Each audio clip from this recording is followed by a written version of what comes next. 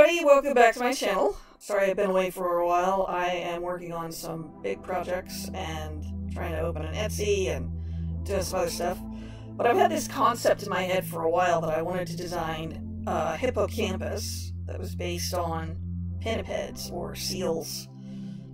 I like fish hippocampus, but they don't make a lot of sense from like, I'm an evolution buff. I don't really know the evolution of pinnipeds that well, but I do know about horses and I do know about cetaceans. Cetaceans are animals that did have 4 legs and they went into the ocean. So I guess I was thinking like if Eohippus or a common ancestor thereof went into the ocean and became a hippocampus-like animal, it probably would be a little bit more seal-like or cetacean-like than fish. Like fish and horses are super separated from their evolution, so it just kind of wouldn't happen. And I was just studying. This is a different kind of drawing where it's just like you're not supposed to do stuff that necessarily looks good. You're just supposed to be exploring. And I don't know seal anatomy at all, so I was just kind of like, okay, like these guys run on their wrists when they're like on land, and they actually do have hips, which is whales still have hips, but they're very piecemeal, and even seal hips are just not that strong. If you ever look at the animals, they really seem to just kind of like take their weight off of their hips if they can. They do have tails. I don't necessarily know if adding a horse tail is a good idea. Like, you can add the mane, and that's okay. And I have a little bit of shape language in here, in that I want them to have, like, dorsal fins and some other stuff that makes them visually interesting. And that can be turned into much stronger shape language once, basically, I know my anatomy. Like, even my horse skull here is, like, really bad. But I think this kind of drawing is very freeing because, like, you give yourself permission to be bad and just look at stuff. You know, part of this is a study. It's looking at anatomy. It's looking at what other people have done in terms of a study. And it's also looking at, like, if this thing were actually real, what would its physiology look like? I don't know if anybody remembers the Book of the Named with, like, the sentient cats and stuff, but the character Thistle lives on the beach and she calls them sea mares, and I believe they were actually walruses, but they could have been sea lions, and I visualized them as sea lions when I was reading the book. I will put a link to the book series because it's about prehistoric cats that are sapient.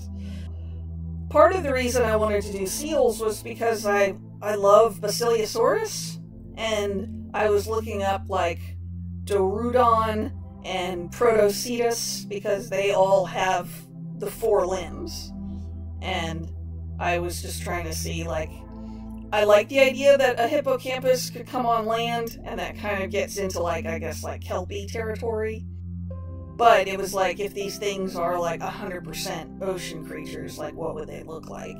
The middle guy, who I think is Protocetus, he just has, like, huge shoulders, so I was like, he could be, like, kind of a draft horse type creature, I guess.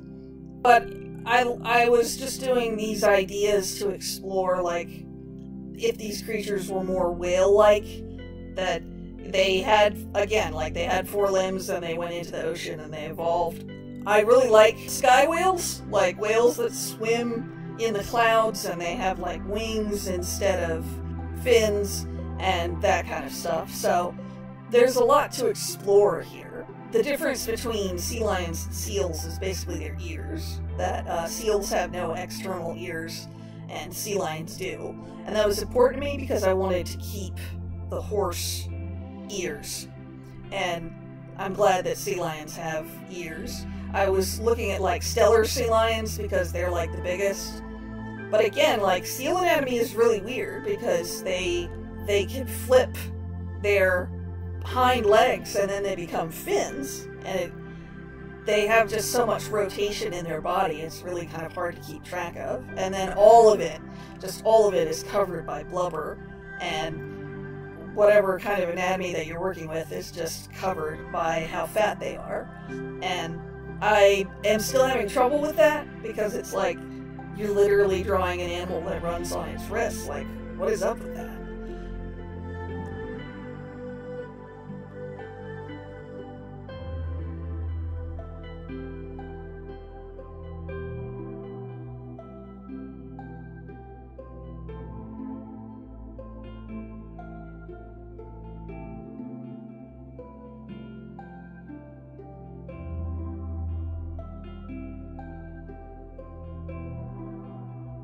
These are fairly good. They're talking to me about what kind of shape language I need to look into. Like the drawing I'm doing right now, I think is probably the strongest out of the bunch, where it looks like a realistic combination of horse and seal. I guess I'd like to know y'all's opinion on tail or no tail, because I'm really on the fence about it. I don't think it looks good, but it has the potential to if I do good shape language later. And right now, like, I'm not doing anything except just like looking at what I need to do and what I need to study. This kind of drawing is to discover what you don't know and what you need to look at. I love humpback whales. They have like those huge angel wing fins. And again, it was like, what if these were more whale-like animals that had 4 fins, and can they still come on land if they have like specific like whale anatomy? I was really not paying attention in the first drawing, so I went back and got a much better silhouette of the humpback. And these things are kind of like centaurs, that it's like, you know, you stick them on a 4-legged body and it's just the horse head. I like the way that the humpback turned out, but I think it could probably use some more work. There are a lot of things that I want to go back and explore, because I think I got some like good concepts.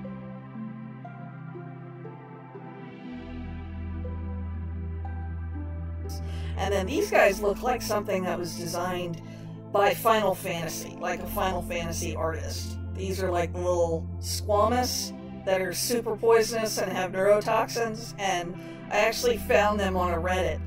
Like a facepalm Reddit, because people were handling them, and they can kill you. They can kill you within about 2 minutes, and their bite is so soft you can like not realize that you're bitten until paralysis starts.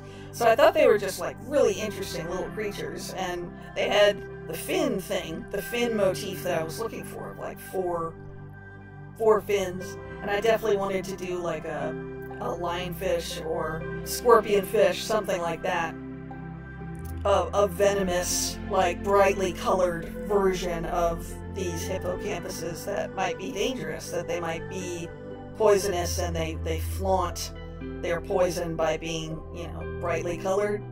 Rainbow horses, because I like those too. Again, I'm just looking at what works. These guys have really interesting little details in those fins, and that could be like a really fantastic mane design for a horse. And again, that would look like a big lionfish that could be dangerous. So I really like these guys. They're just so interesting. More fish-like, I guess. We're definitely getting, they're actual, I think they're snails in real life, but it's like, okay, well, we have the 4 fins idea of this creature. How could we go like really crazy with the fins? And definitely when I saw these creatures, it was like, well, we could do like a Final Fantasy Hippocampus kind of horse, because if these things look like they belong in a video game, they almost look like they're not real, because they're just so bizarre. But I really liked the idea of doing their fins, a dorsal fin, or, you know, like in a mane. I think those like kind of the back fins of the snails could actually serve as really good back fins for the seal type creature. At this point, I'm just exploring, again, what I need to find out. Like, I absolutely need to do a seal study or a sea lion study. Wow, I don't know anything. My whales aren't too bad. I know like dolphins and killer whales and humpback whales fairly well. And I could probably drop the cetacean tail, like the dolphin tail, and that would make them look more seal-like. possibility that these things might be able to come on land, then I just started drawing form concepts, that it's like, what areas are we going to be working with, and what's going to be important to study. I'm just doing these little blobby fins. But that's about it. I hope you guys enjoyed this. You're free to use these designs as you see fit. No problem. Please like and snipe, and I will see you guys next time.